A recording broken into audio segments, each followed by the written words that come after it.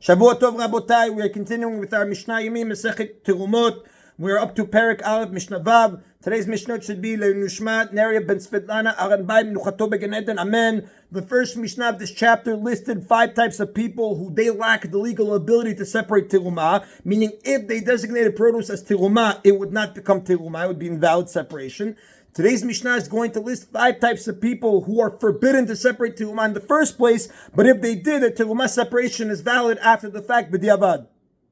The Mishnah says, Chamisha lo yitromu, v'im Terumot terumatan terumah. The following 5 people may not separate Terumah, but if they did, their Terumah is a valid separation. The Mishnah says, Ha'ilem, v'shikor, v'arom, v'suma, v'adkeri. Ha'ilem is someone who cannot speak. The Mishnah is obviously talking about somebody who, although he cannot speak, he can hear. Otherwise, he would be a chirish, which is not good even b'diavad. Now, a person who cannot speak is capable of designating terumah b'diavad. Why? Because it's enough to designate terumah in one's mind. You don't actually have to say this portion is terumah. Vashiko, someone who's drunk. The Mefarshim explain in this context, we're referring to a drunk person who's too drunk to address a king properly. Ve'arom, someone who's undressed. We know it is forbidden to recite a blessing or any other holy words when a person's private parts are exposed. We learn this from the pasuk in Sefer Devarim, chapter 23, pasuk 15. V'lo yireh bechar v'davar literally means, and he shall not see a shameful thing among you. But the Chachamim learn out to read the pasuk that your erva, your nakedness, should not be seen when you speak words of sanctity, which is dibur. That is He'arom, someone who's undressed, Vasuma, someone who cannot see, Ubal Keri, Nebal Keri. Ezra Sofer decreed that a Bal Keri, who was a man who discharged semen, he may not recite holy words until he immerses in a mikveh. We spoke about this in Masechet Brachot, chapter 3, Mishnah 4. However, this decree was eventually abolished, and this Mishnah is talking about at a time when the decree was still in force. The Mishnah says, Lo yitromu v'im Terumot terumatan terumah. They may not separate terumah, but if they did, the terumah is valid. Now, a person who cannot speak, an undressed person, and a bal keri, they may not separate terumah lechatchila. Why? Because they are unable or forbidden to say the blessing that should be recited before doing the mitzvah. A drunk person and someone who cannot see, they cannot separate the terumah lechatchila because they're unable to choose the best produce. The Torah says in Sefer Bamidbar, chapter 18, pasuk 29, Terumah has to be separated mikol chelbo, from the best of the crop, and they cannot separate it from the best of the crop. Nevertheless, the produce of any of these people, designate is valid terumah, because a terumah separation is effective even if the blessing was not said before it, or if produce of poor quality was chosen. So the chatchila, they should not do it, but if they did it b'diavad, it counts.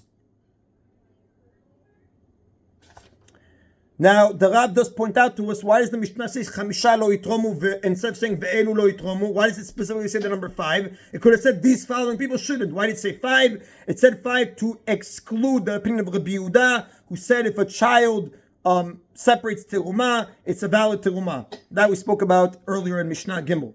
That is Botai Mishnah Vav. Mishnah Zayin moves on to another topic of terumah. The Torah does not specify a minimum amount of terumah, unlike the various terumot and terumat maseh, which have to consist of a tenth. According to the Deoraita law, the biblical law, even a single kernel of grain is enough terumah for a large pile. That speaks about more in Masechet Chulin, page 137b. The Chachamim, however, they instituted guidelines for the amount of terumah a person has to separate. The following Mishnah discusses how a person goes about separating the correct amount of terumah. The Mishnah says, אין תורמין לא במידה ולא במשקל ולא במניין, אבל תורם הוא את המדוד ואת השקול ואת המנוי. We may not separate terumah by size, weight, or count, but one may separate terumah from produce that is measured, weighed, or counted. Meaning, a person may not measure the portion he intends to be terumah, but he may measure the portion from which he is separating the terumah and then estimate how much of it he should separate. And the reason for this halakha is the Torah says in Sefer Bamidbar, chapter 18, pasuk 27, v'nechshav lechem terumatchem kadagan min hagoren v'chamlea min hayakev. Your terumah shall be reckoned to you like grain from the threshing floor and like the ripeness of the vat. The word v'nechshav, which literally means it shall be reckoned, is understood by the Chachamim to mean that terumah must be measured by machshava, thought, which is an estimation. A person may not calculate exactly the amount he's separating, whether by measuring the portion to be separated, weighing it, or counting the pieces. However, you can separate terumah from produce that is measured, weighed, or counted. For example, the Mefarshim say a person who wants to separate 1/50th of his produce as terumah first measures all of his produce to discover the total amount, and then he estimates 1/50th of that total. If he finds that his produce weighs 50 pounds, he separates an amount that he estimates to weigh 1 pound. The Mishnah continues, En tormin besal uvkupa shem shel midah, aval toremu bahen chetzian ushlishan. Right? We may not separate terumah with a basket or a box that are of a known size. For example, you have a container that holds a se'ah or a container that holds 10 pounds, because someone who is seen using this type of container will be suspected of measuring terumah. People who see him might conclude that measuring terumah is allowed and they'll do it themselves, but a person can separate terumah with it if he fills only half of that a container, only a third of it, because then it would be clear that he's not measuring the terumah. Because since the amount in the container cannot be known with precision, it's obvious to all that he's only estimating the amount of terumah. However, one may not separate terumah with a se'ah container, even if he fills up only a half of it. Why?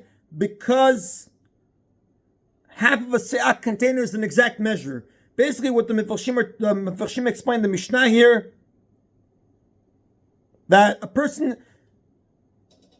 cannot separate terumah with a se'ah container if the container holds only a se'ah, even if he fills up only half, or even if he only fills up half of it, because half of a se'ah container is an exact measure. Se'ah containers often have a sign at the halfway mark, therefore a person who fills it up to that point will be suspected of measuring terumah. The Mefarshim say the use of any se'ah container, even one that's not marked at the halfway point, is asur, because people will assume that it is marked. And that is the Rabotai of today's Mishna Yomi. Baruch Adonai Le'olam, Amen v'Amen.